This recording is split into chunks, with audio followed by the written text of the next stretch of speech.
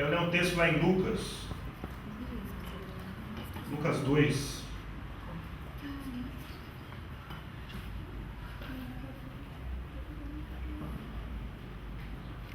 Texto bem conhecido, mas eu creio que Deus tem algo aqui nessa noite para trazer o nosso coração nesse momento que nós estamos vivendo, como nós falamos aqui já, próximo do Natal, essas épocas de comemoração, de reflexão, mesmo que alguns tenham outro sentido, tenham outro significado, para nós temos muito claro no nosso coração aquilo que é o nascimento de Cristo, como o ministro trouxe, né?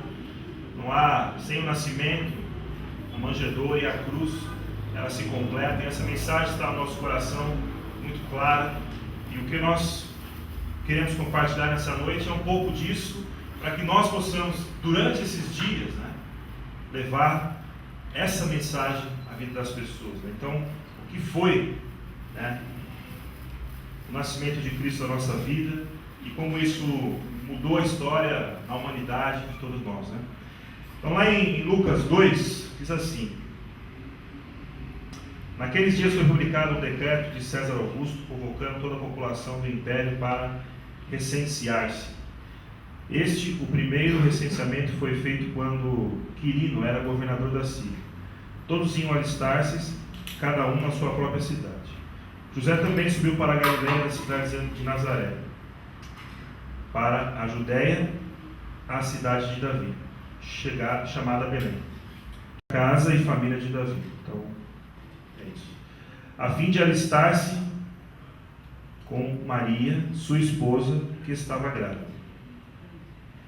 Estando eles ali, aconteceu que completaram-se os dias, e ela deu à luz ao seu filho primogênito.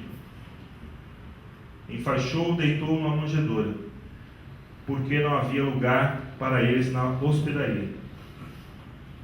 Havia naquela mesma região pastores que viviam nos campos e guardavam o seu rebanho durante as vigílias da noite. E um anjo do Senhor desceu aonde eles estavam, e a glória do Senhor brilhou ao redor deles, e ficaram todos tomados de grande temor. O anjo, porém, lhes disse: não temais, eis que aqui vos trago boa nova de grande alegria, que o será para todo o povo. É que hoje vos nasceu na cidade de Davi o Salvador, que é Cristo o Senhor. E isto vos servirá de sinal: encontrareis uma criança envolta de faixas deitada na manjedoura. E subitamente apareceu um anjo.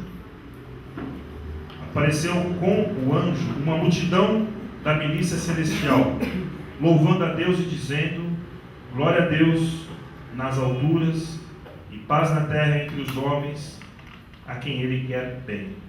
Amém? Dá uma palavra de oração. Senhor Deus, nessa noite, ó Pai, nós possamos ser ministrados, ó Deus, pela Tua palavra. O Senhor venha trazer em nosso coração, ó Deus, a ministração, ó Pai, direto, ó Deus, do Teu trono, Senhor Deus, para nossas vidas. Teu Espírito Santo venha falar em nosso coração. Venha revelar, ó Deus, em nossas vidas, Tua palavra, Senhor. Um alimento, ó Deus, para nossa alma, Senhor. Venha trazer, ó Deus, essa palavra em nossas vidas. Em nome de Jesus. Amém. Bom, esse texto recomendo até que leiam, né, durante a ceia de Natal com os familiares. É bem típico, bem importante e bem profundo, né? Ele traz para nossas vidas uma revelação, né, de Deus, né, para nossas vidas. E nós vemos aqui 3 palavras que se referem a Jesus. Ele como sendo o Salvador, Cristo e Senhor. Amém? Salvador, Cristo e Senhor.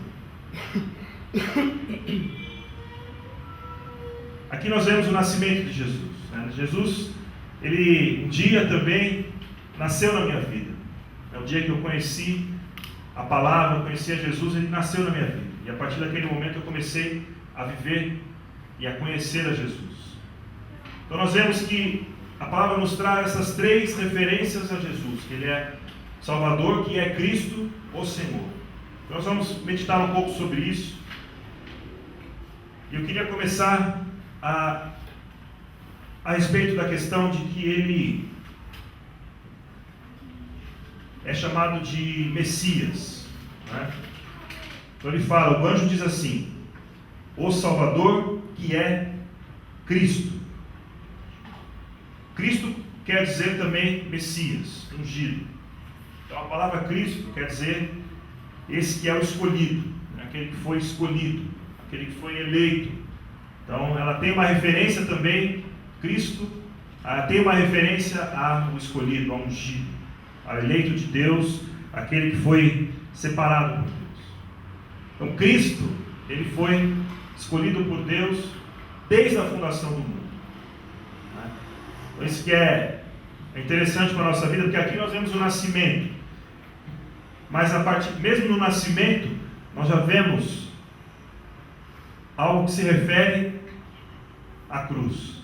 Ao momento que ele foi escolhido para quê?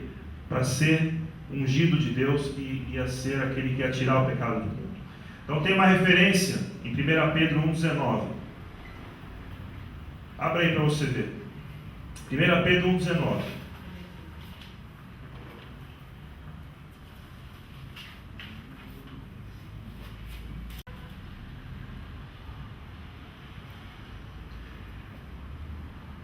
Diz assim, mas como o precioso sangue de Cristo, como de um cordeiro imaculado e incontaminado, o qual na verdade em outro tempo foi conhecido ainda antes da fundação do mundo, mas manifestados nesses últimos tempos por amor de vós.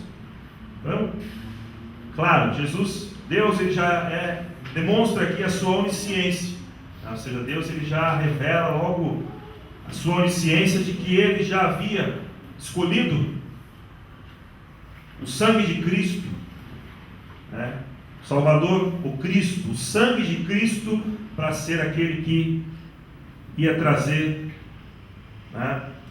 a libertação, a reconciliação de todos os homens com Deus.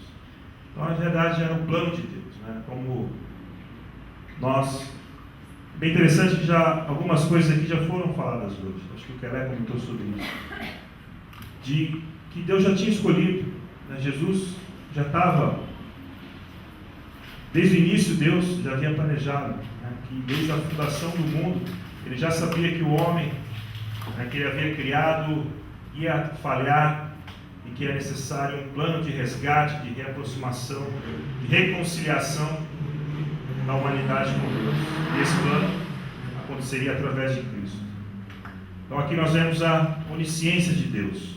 E ainda no Messias, lá em João 3,16, você não precisa abrir, mas diz, porque Deus amou o mundo de tal maneira que deu o seu Filho unigênito para todo aquele que nele crê não pereça, mas tenha vida eterna.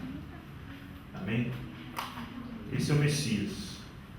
Então ele veio porque Deus planejou, Deus colocou esse ungido, escolhido, para ser aquele que ia trazer a reconciliação de toda a humanidade com Deus. É importante que nós tenhamos essa reflexão a respeito de Jesus, para que nós possamos também levar isso para as pessoas, no dia a dia. E nesses dias, principalmente agora, que nós estamos passando o Natal. Seguindo aqui, ele fala sobre Jesus como Salvador. Ele fala, nasceu o Salvador. Voltando ao Salvador. Por que nós precisamos de um Salvador?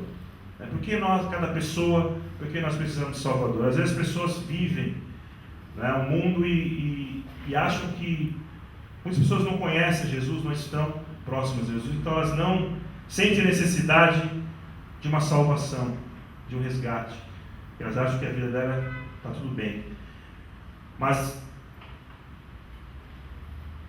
nós temos que entender a nossa condição. Então, a condição sem Cristo é de total degeneração. Então não existe salvação, não existe outra salvação que venha para a humanidade que não seja através do Senhor Jesus, né, Filho de Deus. Eu quero ler um texto lá em Efésios 2, se você puder abrir, Efésios 2, que nos fala a respeito dessa condição. Porque é importante nós falarmos isso para as pessoas, para que às vezes elas não entendem a condição dela sem Jesus. Porque elas falam, não, está tudo bem, eu não tenho problema, minha vida está boa, eu não vou para a igreja, o que eu vou fazer lá? Não tenho que fazer lá, está tudo bem. Você já ouviu isso? As pessoas às vezes falam isso. Então elas acham que por elas estarem sem nenhum tipo de problema na vida delas, elas não têm necessidade de chegar até Jesus. E às vezes, a maioria das vezes as pessoas chegam até Jesus porque os problemas acontecem e chegam. Então elas esperam que aconteça para chegar até Jesus. Mas se nós trouxermos uma revelação para elas, por exemplo, aqui em Efésios 2, fala que diz assim: Ele vos deu a vida, estando vós mortos em vossos delitos e pecados, nos quais andasse outrora segundo o curso desse mundo, segundo o príncipe da potestade do ar, do espírito que agora atua nos filhos da desobediência, entre os quais também todos nós andávamos outrora, segundo as inclinações da nossa carne, fazendo a vontade da carne e dos pensamentos, e éramos por natureza filhos da ira, como também os demais. Então não existe a pessoa falar, não, eu não preciso de ir para a igreja porque está tudo bem na minha vida. Então se Jesus não é o seu Salvador, se Jesus não é o Salvador, se você não tem Cristo como aquele que é o enviado para trazer essa salvação, né, não tem, você está nessa condição aqui. A pessoa ela vai estar nessa condição de filho da ira, andando pela carne e distante de Deus. Então não há outra salvação, outro lugar que as pessoas possam encontrar a salvação, a não ser através de Cristo, através de Jesus. Então é isso que nós temos que trabalhar na vida das pessoas, porque às vezes muitos têm às vezes são prósperos, né? São profissionalmente bem, às vezes empresários, e olham para a vida deles e falam, poxa, eu não preciso de Jesus na minha vida, eu não tenho. Só que elas não estão entendendo que a vida é muito mais do que esse tempo que nós estamos aqui, né? Existe toda uma eternidade a qual nós vamos ser submetidos todos, e aqueles que receberam a Jesus terão uma eternidade com Cristo, né, com Deus, e os que não receberam terão uma eternidade de sofrimento. E as pessoas não pensam, não param para pensar nisso, e acham que por estar andando ali tudo bem, acham que não há necessidade, né, de chegar e de conhecer. Então nós precisamos sim mostrar para as pessoas qual é a condição delas sem Jesus, a todo tempo.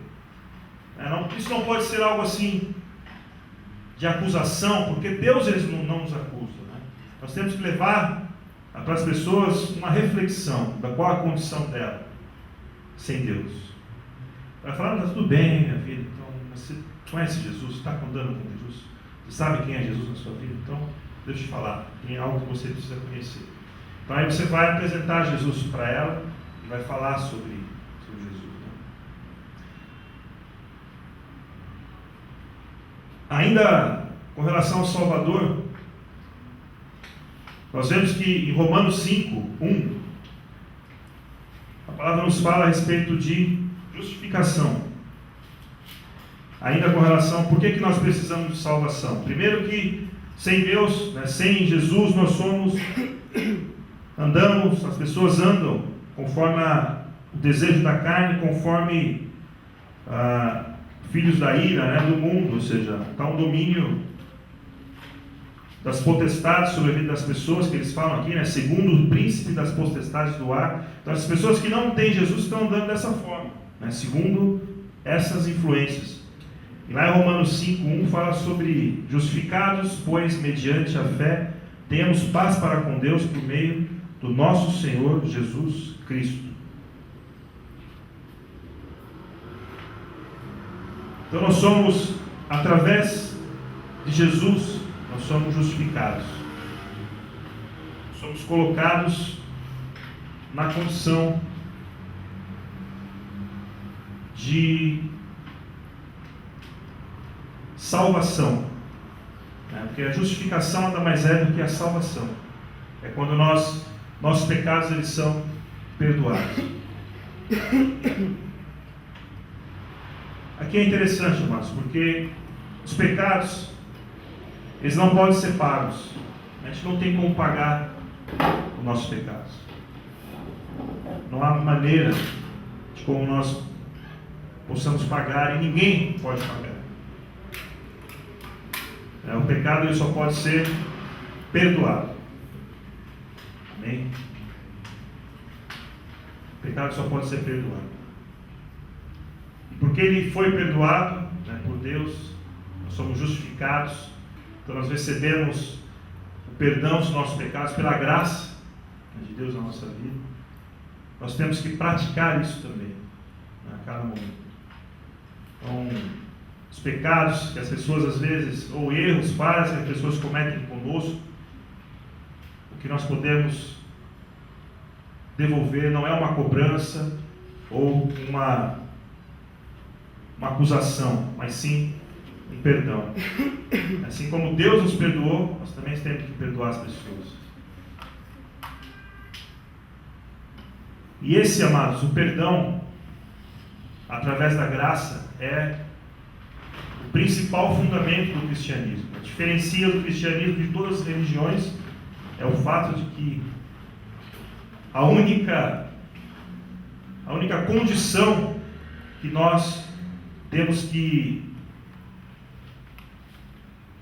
fazer para poder receber o perdão dos nossos pecados é confessar Jesus. E aí lá em Romanos 10:9 fala: se tua boca confessares a Jesus e em teu coração creres que Deus o ressuscitou dentre os mortos, será salvo. Romanos 10:9. Olha só que interessante. Amém? Nós estamos falando de Cristo Salvador, que veio para a nossa vida. E qual é a única condição que Deus coloca para que nós possamos receber então o perdão dos nossos pecados? Se com tua boca confessares e com teu coração creres, aí você vai ser salvo. Então o pecado, amado, ele não vai ser pago por nós, já foi pago por Cristo. Isso que diferencia o cristianismo de todas as outras religiões. Todas as outras. Em nenhuma religião existe uma condição que a pessoa ela vai receber o perdão por tudo que ela fez no passado, somente por um ato de reconhecimento e declaração com relação à pessoa de Cristo. Até mesmo religiões que usam Cristo, usam a Bíblia, elas têm outras formas, né? A pessoa, por exemplo, do Espiritismo, que usa a Bíblia, fala de Jesus, as pessoas elas pagam, né, os seus pecados, elas fazem obras, elas fazem um esforço delas para poder pagar aquilo que foi o pecado dela. Inclusive, o que diferencia mais ainda não é nem a questão da ressurreição que eles acreditam, né, de outra vida e tal, de ter uma reencarnação, que não, por isso que é diferente o cristianismo do espiritismo, né? Esse também é uma diferença, é um erro, mas o que está por trás da reencarnação? A pessoa nascer de novo para continuar pagando os pecados, né? Então, quer dizer, é um pagamento eterno dos pecados que nunca tem fim, sendo que no cristianismo, né, o pecado ele já foi pago pelo Messias, lá na cruz. O que vem para a nossa vida é nós reconhecemos e recebemos essa graça, e aí podemos viver a nossa vida com Deus. Então, amados, essa é algo assim que existe no cristianismo, que é muitas vezes o ponto mais crucial, né? As pessoas às vezes falam, puxa, mas o que eu tenho que fazer para então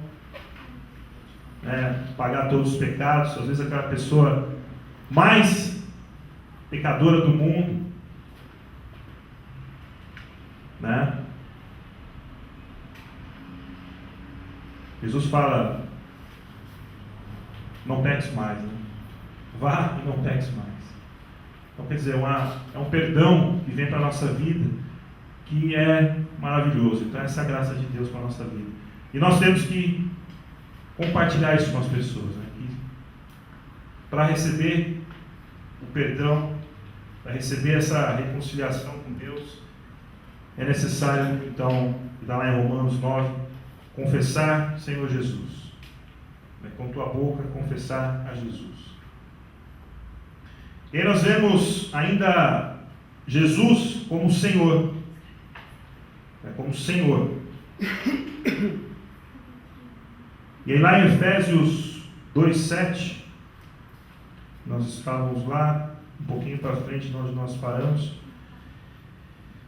porque fala assim, para mostrar nos séculos vindouros que a suprema riqueza da sua graça em bondade para conosco em Cristo Jesus. Porque pela graça sois salvos, mediante a fé, que não vem de vós, mas é dom de Deus, não das obras para que ninguém se glorie, pois somos feitura dele, criados em Cristo para boas obras, as quais Deus de antemão preparou para que andássemos nela. Então, de fato, através da graça nós somos salvos e recebemos essa bênção sobre a nossa vida. E também temos algo para realizar. Nós temos obras que Deus coloca na nossa vida para que nós possamos realizar. Então, nós somos chamados aqui com um propósito. Cada um de nós. Cada um está aqui. Você foi alcançado por Jesus e nós fomos chamados para uma obra. Você vê que não é para receber o perdão, para receber a salvação, mas é algo que vem após, né, a esse momento da salvação. É algo que vem após. E o que essa obra ela identifica? Ele fala aqui que essa obra, porque fomos feituras dele, criado em Jesus Cristo Jesus para as boas obras. Então nos dá o quê? Uma identidade com Deus. Então as obras, testemunho, a forma que nós caminhamos, a forma que nós realizamos, né, nosso dia a dia, nos vai trazer a identificação com Jesus, vai trazer a identificação com Deus, trazer a identificação com o Criador. Ele vai falar aqui, porque nós somos feitos à semelhança dele, é que nós vamos praticar essas obras. Então, amados, nós temos o dom, nós temos a condição de, assim como ele nos perdoou, perdoarmos as pessoas. E aqueles, às vezes, que nos colocam um peso, uma acusação, nós temos o dom de Deus para retribuir de maneira que seja de liberação.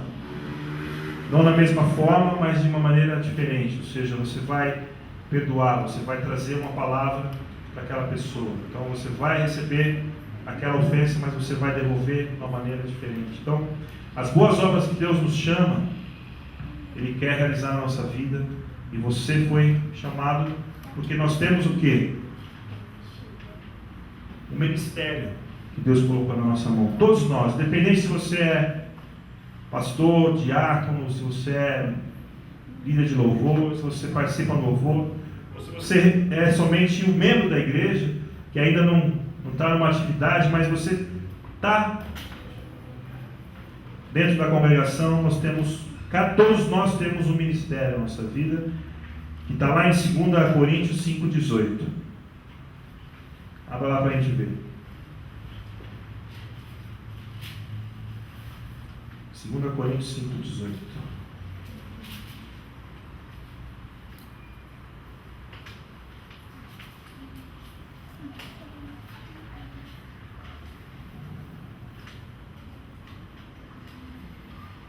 Que fala, que diz: ora, tudo provém de Deus, que nos reconciliou consigo mesmo por meio de Cristo e nos deu o ministério da reconciliação, a saber, que Deus estava em Cristo reconciliando consigo o mundo e não imputando pecados aos homens por suas transgressões, e nos confiou a palavra da reconciliação. Então aí, tem algo para a nossa vida. Então Deus, Ele nos confiou essa palavra de reconciliação. Cada um de nós que fomos chamados, fomos trazidos para a presença de Deus, nós temos esse ministério na nossa vida, que é levar a palavra da reconciliação. A reconciliação ela quer dizer mudar completamente o relacionamento, transformar o relacionamento.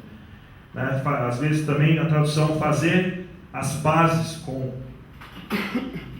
também consagrar um templo profanado. Então tem uma tradução que fala sobre isso também. Então a reconciliação, seja que ela tem todo um aspecto de transformação, de mudança, de trazer uma consagração de algo que havia sido profanado.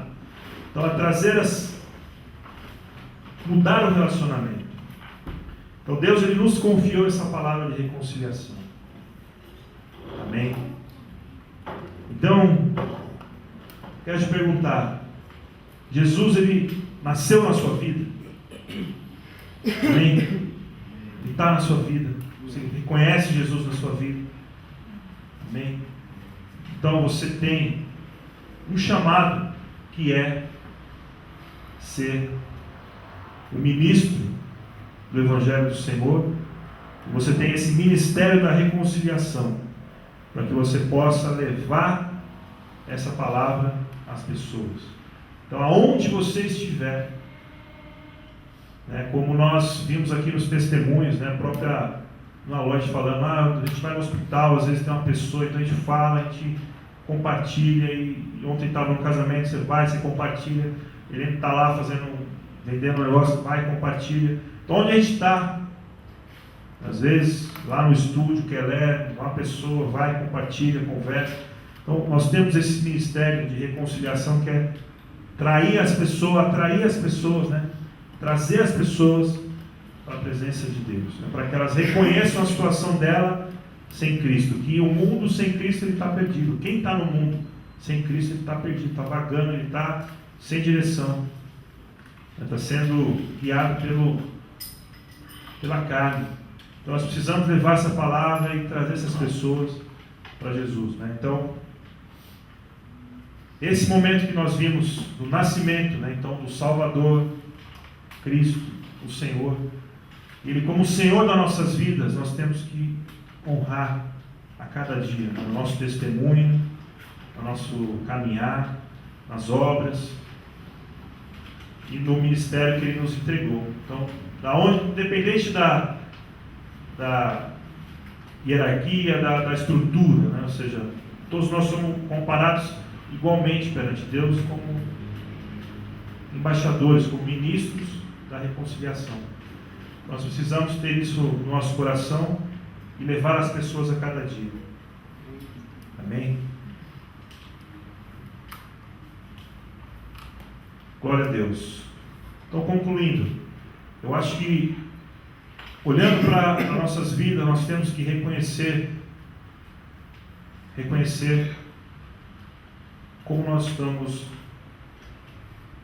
como Deus na nossa vida, com Jesus na nossa vida como Salvador, como Cristo e como Senhor. Então nós temos Ele na nossa vida como Salvador. Amém. Então nós já reconhecemos.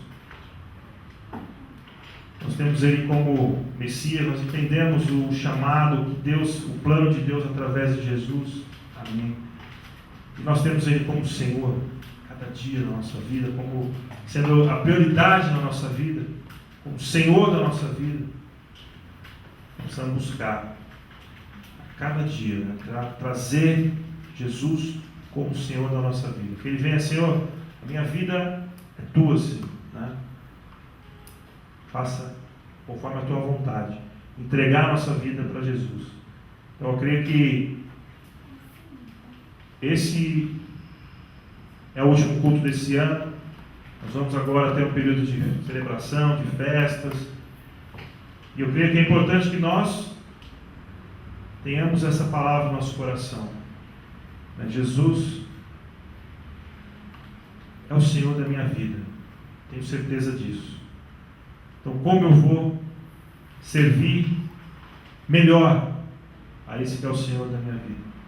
Como eu vou poder servir mais intensamente esse que é o Senhor da minha vida? O ano de 2014 agora que vai começar. Então, quando nós estivermos planejando, né, todo ano a gente faz o planejamento, coloca os objetivos, metas, começa a desenhar o que vai ser o próximo ano. Que nós possamos começar com essa reflexão a respeito de Jesus nasceu na minha vida, Ele é o Senhor da minha vida, e Ele é a prioridade na minha vida. Então, e aí, a partir disso, nós construirmos aquilo que serão as nossas metas para o ano 2014. Amém? Eu quero agradecer a Deus, né, por esse período. Eu acho que esse ano foi um ano intenso, foi um ano que nós tivemos muitas mudanças. Começamos lá onde nós estamos aqui nesse período, aqui nesse espaço, e eu creio que Deus tem um outro mover no próximo ano da nossa vida. Precisamos estar abertos e o principal, né, ou seja, firmados naquilo que é o fundamento da palavra de Deus. Em nenhum momento desviar nem para a esquerda nem para a direita, mas manter o nosso foco naquilo que é a palavra de Deus, o ensinamento de Deus e Jesus como Senhor da nossa vida. Amém? Então quero orar nesse momento, que você possa ter nesse período agora com seus familiares também a oportunidade, né, de falar de Jesus. Né? Você tenha, às vezes, um pouco de ousadia também. Às vezes nós deixamos de falar porque nós ficamos com vergonha, com medo, e achar que não vai ser bem recebido. Às vezes você vai se surpreender. Você vai pegar a pessoa, vai falar com ela e vai levar a palavra. E eu creio que Deus vai trabalhar no coração dessas pessoas. Então você vai estar com seus familiares, tem a oportunidade de falar, né? Comente, fale de Jesus, fale como é a sua vida, o que você tem vivido. E eu tenho certeza que Deus aí vai agir na vida das pessoas. Amém? Vamos orar. Pai, muito obrigado, Deus, por esse momento, pela oportunidade que tivemos de estarmos aqui nessa noite compartilhando todos os testemunhos, todos os agradecimentos que tivemos, ó Pai. Que nós possamos a cada dia ter em nosso coração essa convicção, Pai, do Senhor na nossa vida, que Jesus é o Senhor da nossa vida, prioridade em nossa vida, Senhor. Pai, em nome de Jesus, que nós possamos ser embaixadores do Senhor, onde nós estivermos, possamos levar a Tua palavra, levar a Tua mensagem às pessoas, que o Senhor venha preparando, ó Deus, esses corações, para que eles possam receber, ó Deus, essa palavra, que eles possam receber, ó Deus. Cada um de nós, ó Deus, possamos colocar uma meta na nossa vida, um objetivo, Deus, de alcançar, de falar. E quando nós estivermos preparando para falar com essa pessoa, que nós já venhamos orando por essas pessoas, para que quando nós chegarmos e falarmos, essa pessoa venha receber. Em nome de Jesus, muito obrigado, Deus, por esse ano, por tudo que o Senhor tem feito em nossas vidas. Em nome de Jesus.